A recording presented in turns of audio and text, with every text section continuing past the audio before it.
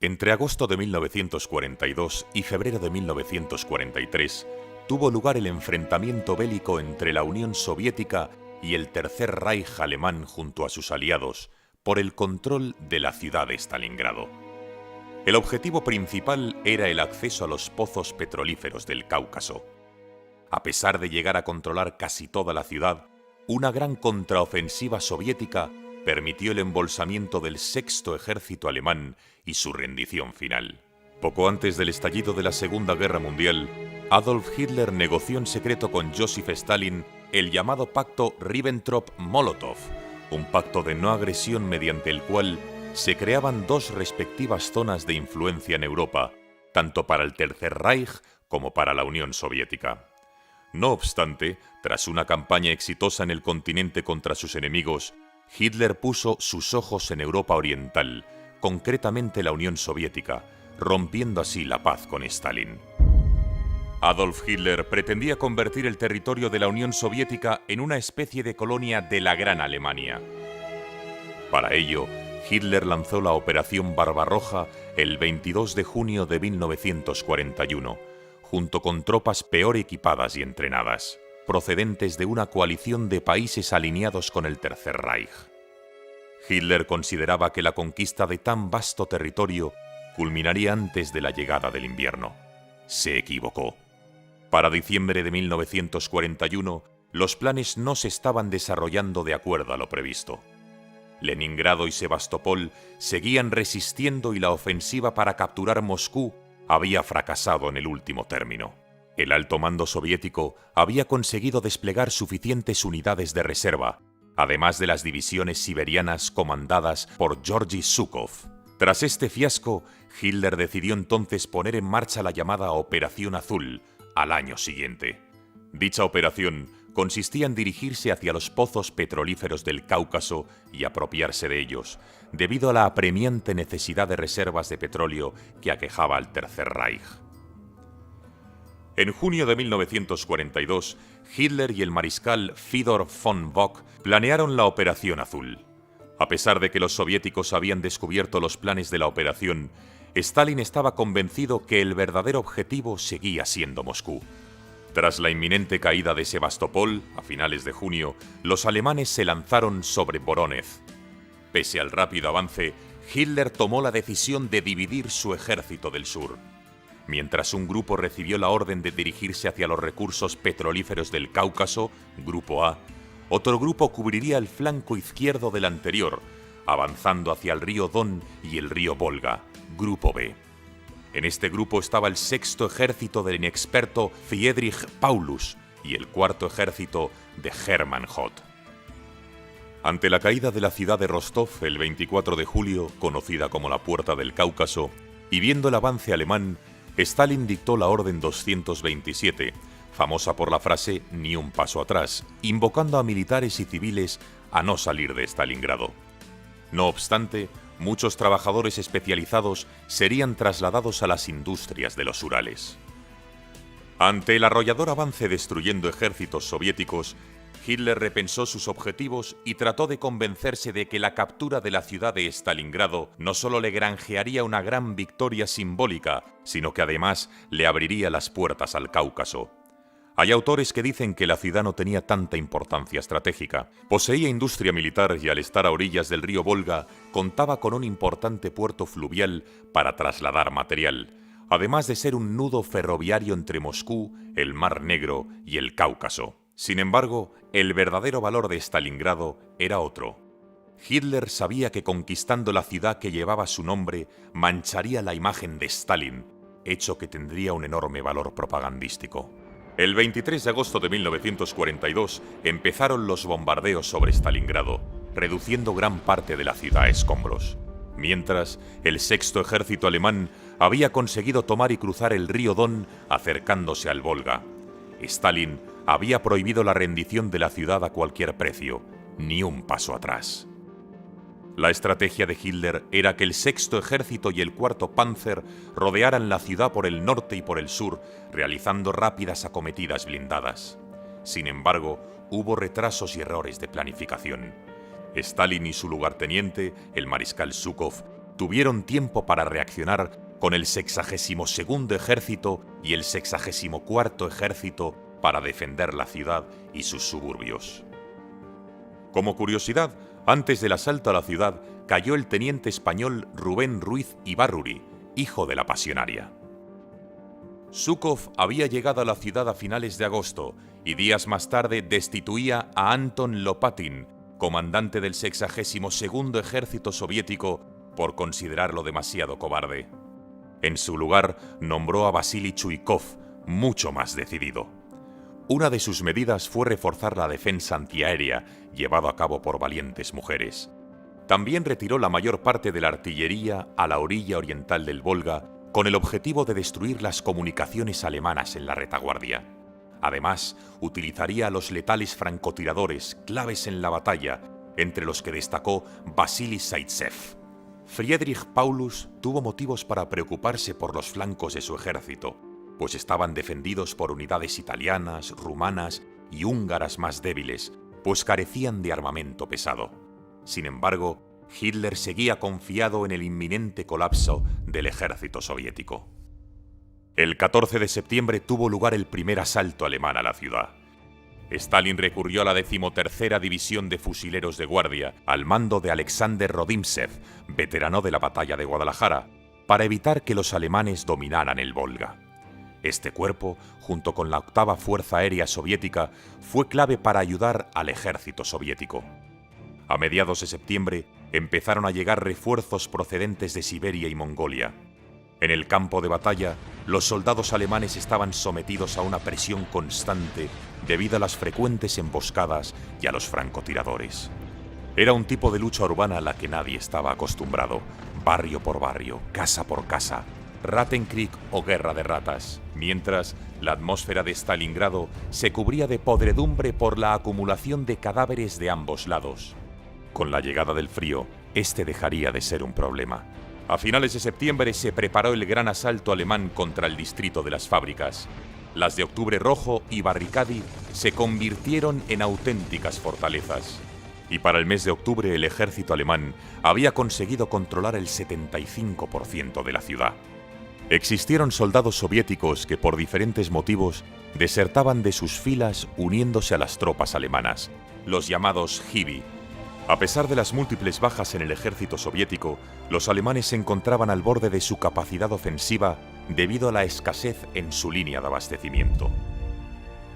En octubre de 1942, Hitler se dio cuenta de que no sería posible la toma de Stalingrado en otoño. El invierno se estaba acercando. Las condiciones meteorológicas para llevar a cabo la conquista completa de la ciudad empeoraban sin remedio. Por si fuera poco, epidemias como la disentería, el tifus y la fiebre paratifoidea provocaban estragos entre los combatientes. A finales de octubre, a través del testimonio de prisioneros, el ejército alemán era consciente de una gran contraofensiva soviética para reconquistar Stalingrado. Stalin había movilizado más de 1 millón de hombres. El plan consistía en realizar una maniobra de pinza para dejar completamente rodeado al sexto ejército alemán, atacándolo por sus flancos norte y sur, donde sus unidades eran más débiles. El duro invierno dejó la ciudad sumida en un manto blanco con gélidas temperaturas que llegarían a los 25 grados bajo cero. El 19 de noviembre de 1942, miles de cañones soviéticos comenzaron a disparar sobre las líneas enemigas más débiles. El tercer y cuarto cuerpos rumanos fueron arrasados por T-34 soviéticos, ya que no disponían de suficiente material antitanque. El ejército alemán subestimó el ataque soviético hasta que fue demasiado tarde. Después de esta ofensiva, el ejército de Paulus quedó prisionero en Stalingrado con unos 250.000 hombres. El alto mando alemán ordenó retirar el grueso del sexto ejército por el sudoeste hacia el río Don para evitar el desastre. Sin embargo, Hitler exigió resistir en la ciudad conquistada a cualquier precio. Debido a las vagas promesas de Hermann Göring, Hitler pensaba erróneamente que el ejército alemán aún podría seguir resistiendo, estableciendo un puente aéreo con la ayuda de la Luftwaffe. Para el líder alemán, todo seguía reduciéndose a una cuestión de orgullo entre él y Stalin. Pero para el 24 de noviembre, Stalingrado se encontraba bajo un férreo asedio soviético y fuertes tempestades de nieve impedían a la Luftwaffe enviar los suministros prometidos a sus tropas. Además, el aeródromo de Pitomnik, bajo control alemán, era atacado constantemente. A principios de diciembre empezaron las primeras bajas por inanición. Stalingrado se había convertido en un angustioso caldero para los alemanes. No disponían de agua o alimentos suficientes y se desataban las epidemias bajo un insoportable frío polar. Pero la orden de Hitler era clara: ni retroceder ni rendirse. Una leve esperanza cundió en el cercado ejército cuando el mariscal von Manstein acudió en su ayuda al mando del grupo de ejércitos del Don. Esta operación para romper la bolsa soviética y establecer un corredor para enviar refuerzos se conoció como Operación Tormenta de Invierno y tuvo lugar a mediados de diciembre. Sin embargo, dicho contingente de refuerzo fue repelido por otro contraataque soviético en los días sucesivos. La operación de rescate había fracasado y el ejército de Paulus siguió atrapado en aquel infierno de hielo mientras las bajas seguían incrementándose. El aeródromo de Pitomnik fue tomado por los soviéticos el 16 de enero. Tras este revés, el ejército alemán hubo de utilizar el improvisado aeródromo de Gumrak, mucho más pequeño y en pésimas condiciones. Pero el aeródromo también acabaría cayendo días más tarde. A partir de ese punto, las provisiones caerían en paracaídas, pero rara vez consiguieron llegar a su destino. Friedrich Paulus pronto se dio cuenta de que para Hitler la vida de sus soldados no tenía la menor importancia. El 30 de enero incluso fue ascendido a mariscal de campo. Para sorpresa de Paulus, dicho ascenso fue acompañado con una nota animándole a dar la vida en la batalla. Hasta ese momento, ningún mariscal de campo alemán había sido capturado por el enemigo. Hitler esperaba de Paulus una gloriosa lucha hasta que cayese el último hombre. La rendición bajo ningún concepto. Sin embargo, para desgracia del Führer, al día siguiente con los soviéticos a las puertas, Paulus permite que le capturen. Se entregarían con un ejército de 91.000 hombres. De ellos, solo 5.000 lograrían sobrevivir al final de la guerra. Eran incapaces de seguir luchando. Las tropas alemanas se encontraban completamente exhaustas y desmoralizadas. Todo ello, unido a las acometidas del ejército soviético, al intenso frío, a la escasez de víveres y a las mortales epidemias. Una auténtica pesadilla. La rendición se hizo oficial el día 2 de febrero. A pesar de ello, unos 11.000 soldados alemanes seguirían combatiendo por su cuenta, hasta que a principios de marzo los soviéticos acabarían con los últimos focos de resistencia. La batalla de Stalingrado supuso que los alemanes perdieran la iniciativa en la Segunda Guerra Mundial. Con unas bajas estimadas de unos 2 millones de personas entre soldados de ambos bandos y civiles soviéticos, dicha batalla es considerada como la más sangrienta de la historia de la humanidad. La derrota del Sexto Ejército alemán venía a confirmar lo que ya muchos altos mandos militares sospechaban: el hecho de la incapacidad logística para abastecer y mantener un frente extendido desde el Mar Negro hasta el Océano Ártico. Más tarde tendría lugar la última ofensiva del Tercer Reich en territorio soviético, en la batalla de Kursk, entre julio y agosto de 1943. Sin embargo, dicha ofensiva hubo de suspenderse por el reciente desembarco aliado en Sicilia. Tras estos fracasos, algunos oficiales tenían la opinión de que la arrogancia de Hitler les estaba llevando al más absoluto desastre. Algunos incluso llegaron a conspirar contra él en un atentado fallido el 20 de julio de 1944, el Plan Valquiria. Las consecuencias para el Tercer Reich fueron devastadoras. Stalingrado fue el punto clave más oriental jamás alcanzado. Las pérdidas fueron tan grandes para la Wehrmacht que ya no podría seguir avanzando en el frente soviético. La total aniquilación de los ejércitos aliados del Eje provocó incómodas fricciones entre el Tercer Reich y sus países satélites. Después de esta batalla, la ciudad de Stalingrado, hoy Volgogrado, recibiría el título de ciudad heroica. La Unión Soviética quedaría engrandecida ante esta memorable victoria, que además inspiró al resto de los aliados. El rey Jorge VI de Inglaterra le regalaría a la ciudad una espada forjada en su honor. El mariscal Paulus lograría sobrevivir a la guerra y una vez liberado de los soviéticos, regresó a la RDA. Fallecería en 1957, mientras el gran artífice de la victoria, Vasily Chuikov, fue nombrado mariscal de la Unión Soviética años más tarde.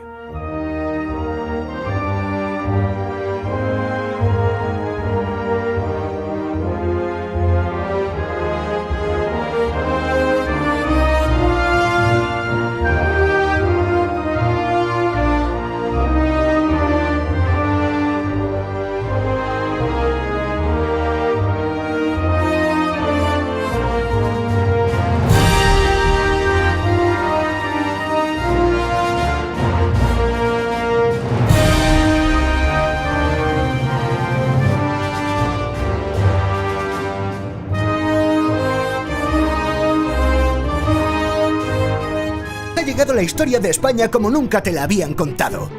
Un libro de Academia Play, el canal de YouTube de historia con mayor número de suscriptores del mundo. Sus seguidores entre todas las redes sociales se cuentan en millones. En este libro de 100 capítulos hay dibujos para dar y tomar, más de 600 ilustraciones a todo color. ¿Siempre se te ha hecho aburrida la historia de España? Pues eso es porque nadie te la ha contado como es debido. La historia de España es apasionante. Un libro perfecto para iniciados y para no tan iniciados. Un libro que desmitifica muchos tópicos de la leyenda negra. Un libro para amar la historia de tu país. Un libro para repasar, para divertirse o para aprobar la EBAU. Además, algunos capítulos incluyen códigos QR que te llevan a algunos vídeos del canal de Academia Play que amplían la información. ¿A qué esperas para hacerte con la historia de España como nunca te la habían contado? Haz de tu experiencia de aprendizaje algo épico.